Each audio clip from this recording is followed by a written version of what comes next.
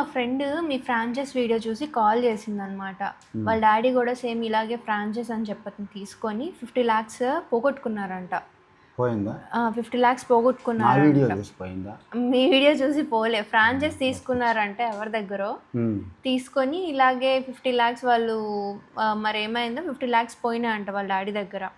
So, అది నాకు call చేసి ఇలాగ చాలామంది మాలాగే నష్టపోతున్నారు. సో, నువ్వు మీ డ్యాడీ వీడియోస్ చేస్తూ ఉంటారు కదా! డిఫరెంట్ టాపిక్స్ మీద.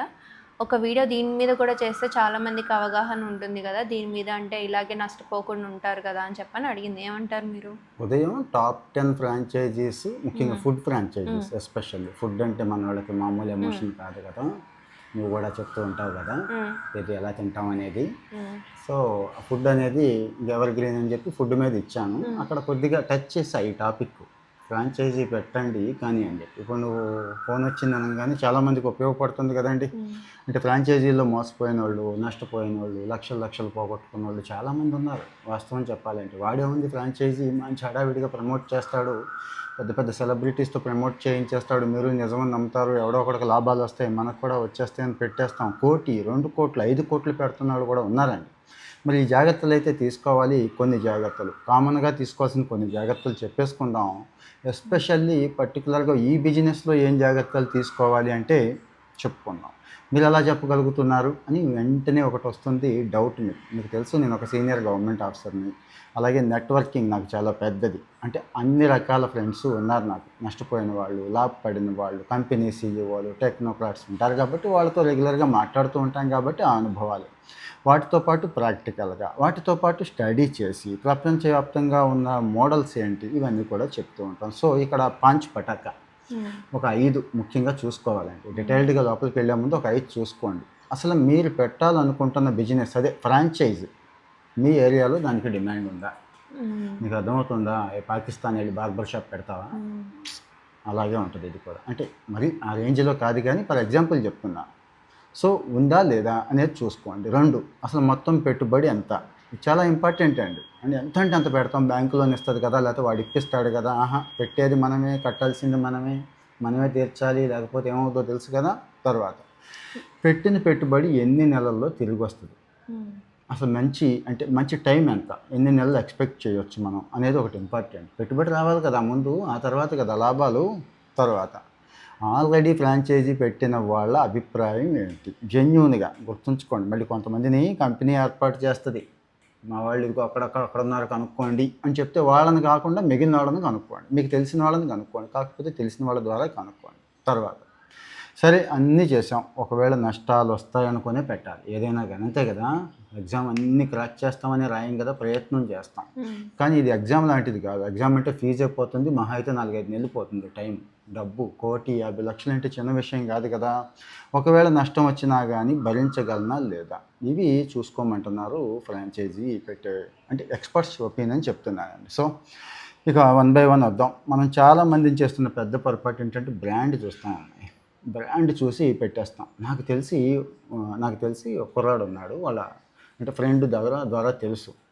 రాజస్థాన్లో కేఎఫ్సి పెట్టాడు, ₹1,00,00,000 పెట్టి. రాజస్థాన్లో నీకు కూడా మెదడుకు మేత. అక్కడ ఫెయిల్ అయింది. ఎందుకు చెప్పు? కేఎఫ్సి ఫెయిల్ అవుద్ది అసలు ఎక్కడైనా? వెళ్తామా వెళ్ళమా? తింటానే ఉంటాం. ఆడిచ్చే చికెన్ అసలు వేరే టేస్ట్, ఆ క్రిస్పీ, ఆ బకెట్, ఆ ఫోటో, స్నాప్చాట్ మామూలుగా ఉంటుంది కదా, వాట్సాప్ స్టేటస్. ఎందుకు ఫెయిల్ అయింది చెప్పు? ప్రమోషన్. బ్రాండ్ మంచిదే, ప్రమోషన్ కూడా బాగానే ఉంది. కేఎఫ్సి వాడు ప్రమోట్ చేస్తాడు, వాడు వెబ్సైట్లో పెడతాడు, అన్నీ చేస్తాడు. ఇందాక చెప్పాను కదా పాకిస్తాన్ బార్బర్ షాప్ ఎగ్జాంపుల్. రాజస్థాన్లో ఎక్కువ వెజిటేరియన్స్ ఉంటారు. చిన్న ఎగ్జాంపుల్ చెప్తున్నా. వెజిటేరియన్స్ ఉన్న చోట ప్యూర్లీ కేఎఫ్సి అంటే నాన్ వెజ్, ప్యూర్లీ చికెన్, అవునా కదా. ఇలా ఉంటుంది ఫర్ ఎగ్జాంపుల్ చెప్పడం. సో కేఎఫ్సి గొప్పదే, దాని బ్రాండ్ మంచిదే, కానీ ఇది విషయం. సో మరి ఆటోమేటిక్గా సక్సెస్ అయిపోద్ది అని అనుకోవద్దు. బ్రాండ్ పేరు ఒకటే చూసుకోవద్దు, ఆ ప్రాంతంలో డిమాండ్ ఉందా లేదా చూసుకోవాలి ముఖ్యంగా, అవునా కదా. చాలా ఉన్నాయి ఫ్రాంచైజీలు, అది ఇది డిమాండ్ చూసుకోవాలి. మార్కెట్ సర్వే చేసుకోవాలి. సపోజ్ పెద్ద బ్రాండ్ జనాభా లేని చోట పెడతాం, లేదంటే ఒక పల్లెటూరులో పెడతాం, నడుస్తుందా? కొన్ని బ్రాండ్స్ ఉంటాయి. ఫర్ ఎగ్జాంపుల్ లగ్జరీ బ్రాండ్, అది ఎక్కడ పెట్టాలి? జూబ్లీ హిల్స్, బంజారా హిల్స్, కొత్తపేట, ఇక్కడ కదా పెట్టాలి. అవునా? తీసుకెళ్ళి మొసాపేటలో పెడతానంటే అవుతుందా? అవునా కదా. అలా ఉంటుంది అన్నట్టు. సో ఇది ఒకటి చూసుకోండి. 2, అసలు మొత్తం పెట్టుబడి ఎంత అవుద్ది అనేది చూడరండి. జనరల్గా ఫ్రాంచైజీ కాస్ట్ 5 లక్షలకి ఇస్తున్నాడు, 10 లక్షలకి ఇస్తున్నాడు అని చూసుకుంటాం మనం జనరల్గా అంతే. షాపు, దాని అద్దె, ఇంటీరియరు, జీతాలు, స్టాఫు, విద్యుత్తు, మార్కెటింగ్ ఖర్చులు, మరి జిఎస్టీ తక్కువ ఉందా, ఇవన్నీ చూసుకుంటున్నామా, ఇవన్నీ కలిపి లెక్క పెట్టుకోవాలి. అంటే వాడు చెప్పిన దానికి ఆటోమేటిక్గా డబల్ అయిపోతుంది, చెక్ చేసుకోవాలి. సో ఫ్రాంచైజీ ఫీజు 5-10 లక్షలే అంటారు కొన్నిసార్లు, అది ఇంకొక 5-10 లక్షలకి వెళ్ళిపోతుంది. కోటి అంటే ఇంకో కోటికి వెళ్ళిపోతుంది. ఇది చెక్ చేసుకోవట్లేదు, ఇది జెన్యున్గా చెక్ చేసుకోవాలి. నీకు డౌట్ రావచ్చు, ఫ్రాంచైజీలు అంటే అన్నీ ఇంతే కాస్ట్ ఉన్నాయా, అసలు తక్కువ లేవా, 1-2 లక్షల్లో అసలు డబ్బులు తీసుకోకుండా ఇచ్చే ఫ్రాంచైజీలు లేవా అని డౌట్ రాలేదా నీకు? ఉన్నాయి, చెప్పు, అది కూడా చెప్పు మీ ఫ్రెండ్కి, అది కూడా చెప్పు. ఉన్నాయి, అలాంటి వాళ్ళతో వెళ్ళమని. నమ్మకంగా 4-5 ఉంటారండి, కానీ ఉన్నారు.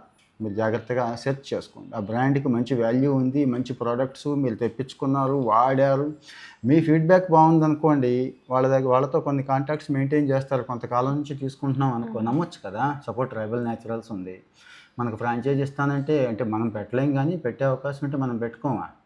ఈ ఏరియాలో కొనరా, ఆర్గానిక్ ఫుడ్ వద్దా, తక్కువ రేటుకి కావాలి కదా అందరికీ. క్యాన్సర్లు చూసావుగా ఎలా వస్తున్నాయో, మనం చూసావుగా, మనవాడికే కదా పొట్ట క్యాన్సరు. 2 భార్యాభర్తలు 2 చనిపోయారు కదా. ఏం పేరు అది? యంగ్స్టర్సే, 30-35 ఏళ్ళు. ఇక్కడ అమ్మ చెప్తూ ఉంటుంది కదా ఇది. సో ఇది ఒకటండి. రెండోది రిటర్న్ ఆఫ్ ఇన్వెస్ట్మెంట్, ROI అంటాం. అంటే అసలు ఎంత కాలానికి పెట్టుబడి తిరిగి వస్తుంది. 50 లక్షలు పెట్టాం, 2 ఏళ్ళకు 3 ఏళ్ళకు 4 ఏళ్ళకు రావాలి కదా. రావాలంటే మంత్లీ ఇన్కమ్ రావాలి కదా. మంత్లీ ఇన్కమ్ రావాలంటే వాడు పర్సంటేజ్ ఇవ్వాలి కదా. అంటే లాభాల మీద మనకి అది ఇస్తేనే కదా వస్తుంది. అది ఇస్తుందా లేదా అది కూడా చూసుకోండి. చూసి మరి ఎంతకాలానికి, ఫర్ ఎగ్జాంపుల్ 10 లక్షలు పెట్టుబడి పెట్టామనుకో, నెలకొక సపోజు లాభం, ఖర్చులు పోను లాభం గురించి చెప్తున్నా. టర్నోవర్ వేరు, లాభం వేరు. 20,000 వస్తుంది అనుకోండి, ఒక 4 ఏళ్ళు దాటిపోతుంది రిటర్న్ ఆఫ్ ఇన్వెస్ట్మెంట్ రావడానికి. ఇది అన్నిటికంటే ముఖ్యంగా మీ ఫ్రెండ్ వాళ్ళ డాడీ చేసిన చాలామంది చేస్తున్న పొరపాటు, ఆ ఫ్రాంచైజీ తీసుకున్న వాళ్ళతో మాట్లాడట్లేదు. తప్పేం లేదు, వెళ్ళండి, కూర్చోండి, తెలిసిన వాళ్ళ ద్వారా చెప్పించుకుంటే మంచిది, వివరంగా చెప్తారు. సపోజ్ ఎవరు తెలియదు, తెలిసిన వాళ్ళ ద్వారా వెళ్ళొచ్చు కదా, తప్పేముంది. తెలియదు, వెళ్ళి కూర్చోవచ్చు, చెప్పండి. ఆయన పోటీగా ఇవ్వరు కదా మీకు ఆ ఫ్రాంచైజీ, ఎలాగో ఆ ఊళ్ళో ఎవరు, ఆ ఏరియాలో ఎవరు, ఇంకొక ఊళ్ళో ఇంకో ఏరియాలో ఇస్తారు. సో అడగండి, ఏం అడగాలి చెప్పు, నువ్వైతే ఏం అడుగుతావు?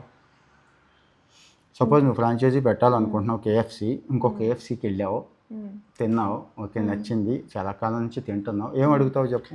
ఫస్ట్ ఇనిషియల్గా ఇన్వెస్ట్మెంట్ ఎంత పెట్టాలి, మీరు ఎంత పెట్టారు, ఆ సైజుని బట్టి. అంటే అన్ని చోట ఒకేలా ఉండదు కదా, ఒక్కో చోట ఒక్కొక్క సైజు. అంటే ఒక్కో చోట 100 మంది రావచ్చు యావరేజ్, ఒక్కో చోట 10 మంది రావచ్చు పర్ అవర్కి. నెక్స్ట్ తర్వాత మాకు అంటే ఎంత ట్రైనింగ్ ఉంటుందా, మీరు ఎంతకాలం సపోర్ట్ చేస్తారు అనేది, కంపెనీ సపోర్ట్ ఎలా ఉంది. నువ్వు అడుగుతుంది ఇంకో ఫ్రాంచైజీ వాళ్ళని, కంపెనీని కాదు. వాళ్ళు ఎంతకాలం నుంచి మీకు సపోర్ట్ చేస్తున్నారు, సపోర్ట్ బాగుందా లేదా, ఎంత ఇన్వెస్ట్మెంట్ పెట్టారు అడుగుతావు కదా. ఇంకా జనరల్గా తర్వాత ఫిక్స్డ్ రేట్స్ అంటే అదే రేట్స్ ఉంటున్నాయా, ఎప్పటికప్పుడు పెంచేస్తున్నాయా. తర్వాత అసలు అమ్మకాలు ఉన్నాయా, సేల్స్ వెళ్తున్నాయా అని అడగాలిగా. సేల్స్ వెళ్తున్నాయా లేదా అని అడగాలి. తర్వాత లాభాలు వస్తున్నాయా నిజంగా, అది అడగాలా వద్దా అడగాలి. అన్నిటికంటే ముఖ్యంగా అసలు ఏమైనా సమస్యలు ఉన్నాయా, నిజం చెప్పాయా అని అడగాలా వద్దా. సమస్యలు ఉంటే వాళ్ళు చెప్పేస్తారు. ఆ సమస్యలు మనం అధిగమించగలం, తట్టుకోగలం, నిలబెట్టగలం అనుకుంటే ఫ్రాంచైజీ పెడతాం, లేకపోతే మనం పెట్టం కదా, మనకెందుకు వచ్చింది గొడవ. తర్వాత ఇంకా అన్నిటికంటే ప్రధానంగా చాలామంది చేసే పెద్ద పొరపాటు, ఒప్పందం పూర్తిగా చదవం. అగ్రిమెంట్ ఉంటుంది ఇక్కడ. వాడు మహా తెలివిగలవాడు, తెలుసు కదా పెద్ద పెద్ద కంపెనీలు ఎలా రాస్తారో. వాడికి ఏ ఇబ్బంది ఉండదు, మనల్ని ఇబ్బందిలో పెట్టడానికి ఒప్పందం రాస్తాడు. సో చాలా జాగ్రత్తగా చూసుకోండి. చదివాక అవసరమైతే లాయర్తో చూపించుకున్నాకే సంతకం పెట్టించుకోవాలి. ఇవన్నీ చేసి ఉండరు నాకు తెలిసి మీ ఫ్రెండ్. సో ఒప్పంద టైం చూసుకోవాలి, ఏ టైం నుంచి ఏ టైం దాకా ఈ ఒప్పందం అమల్లో ఉంటుంది. ఫ్రాంచైజీ కొన్ని లైఫ్ టైమ్ ఉంటాయి, కొన్ని 3 ఏళ్ళు ఉంటాయి, 5 ఏళ్ళు ఉంటాయి, 10 ఏళ్ళు ఉంటాయి. రెన్యువల్ 3 ఏళ్ళు 5 ఏళ్ళు ఉంటే రెన్యువల్ నిబంధనలు ఏంటి అంటే, వాడు ఏమన్నా మనకి బెనిఫిట్ చేస్తాడా, లేకపోతే మనం ఏమన్నా వాడికి డబ్బులు కట్టాలా, ఇంకా ఎక్కువ కట్టించుకుంటాడా, ఇలాంటివి. ఇంకొక విచిత్రమైన క్లాజ్ ఉంటుంది, రాయల్టీ ఫీజు. రాయల్టీ ఫీజు అంటే మనం అమ్మిన దాని మీద మళ్ళీ వాడు రాయల్టీ అడుగుతాడు అనమాట. సపోజ్ 4 లక్షలు టర్న్ ఓవర్ చేస్తే 8% రాయల్టీ కావాలంటాడు. అంటే 24,000 ఆడికే ఇవ్వాలి. మనకు వచ్చే లాభం 20,000. అంటే మన చేతియే ఇంకో 4,000 వేసి ఇవ్వాల్సి ఉంటుంది. రాయల్టీలు పెడతాయి కొన్ని కంపెనీలు, కనపడదు అది. తర్వాత చెప్తాడు వాడు. మొత్తం పెట్టేశాక 10 లక్షలు 50 లక్షలు పెట్టి పెట్టేశాక మనం ఏం చేయలేం కదా. అర్థమవుతుందా? మనం ఇరుక్కుపోతాం అక్కడ. ఆడికే ఉంది, వాడు బాగానే ఉంటాడు, వాడు మొత్తం అమ్మేసుకుంటాడు కదా. అట్లాగా. అన్నిటికంటే ముఖ్యంగా ఎగ్జిట్ క్లాజ్. ఎగ్జిట్ అంటే మనం బయటకు వచ్చేయాలనుకుంటున్నాం, ఆ క్లాజ్ ఎలా ఉంది, ఎవరో ఏం చేయాలి, వాడు మనకేం చేస్తాడు, మనం ఏం చేయాలి, ఇద్దరికీ నచ్చలేదు అనుకున్నాం, వాడికి నచ్చకపోయినా మనకు నచ్చకపోయినా ఇది. దీంతోపాటు ఆ ఏరియా రైట్స్ ఇంపార్టెంట్గా నీకు ఇక్కడ ఇచ్చారు, విజయవాడలో ఈ ఏరియాలో ఇచ్చారు అనుకుందాం. పక్క వీధిలో ఇంకొకటికి ఇస్తే మళ్ళీ డబ్బులు వస్తున్నాయి కదా అని చెప్పి అది చూసుకోవాలా వద్దా? అంటే ఎంతవరకు లొకేషన్ ఆ షాప్ నుంచి ఎంత 5 కిలోమీటర్ల 10 కిలోమీటర్ల టౌనా అనేది చూసుకోవాలి కదా. ఇది కూడా చూసుకోవాలి. సో మరి ఇన్ని చూసుకోవాలన్నమాట. అటు రాయల్టీ దగ్గర నుంచి ఎగ్జిట్ క్లాస్ దగ్గర నుంచి ఇవన్నీ చూసుకోవాల్సిందే, లేకపోతే బొట్లో పడిపోతాం మనం. ఇది ఒకటి. తర్వాత అన్నిటికంటే ముఖ్యంగా సర్వే చేయరు చాలామంది. దీని మీద ఈ వీడియో సరిపోదు, డీటెయిల్డ్ వీడియో చేసుకోవాలి. మార్కెట్ సర్వే అండి. మార్కెట్ సర్వే అంటే ఏమీ లేదు, అక్కడ జనాల అలవాట్లు ఏంటి. అక్కడ రాజస్థాన్లో కేఎఫ్సి లాగా, పాకిస్తాన్లో బార్బర్ షాప్ లాగే ఉంటుంది. సో అక్కడ ప్రజలు బాగా దానికి అలవాటు పడి ఉన్నారా, అది అవసరమైన వాళ్ళకి ఆ టైప్ క్లాస్ అంటే మీకు అర్థమైంది కదండి. కొన్ని మిడిల్ క్లాస్, కొన్ని లోయర్ మిడిల్ క్లాస్, కొన్ని పూర్, కొన్ని అప్పర్ మిడిల్ క్లాస్, కొనేవి తినేవి ఉంటాయి, అవునా కదా.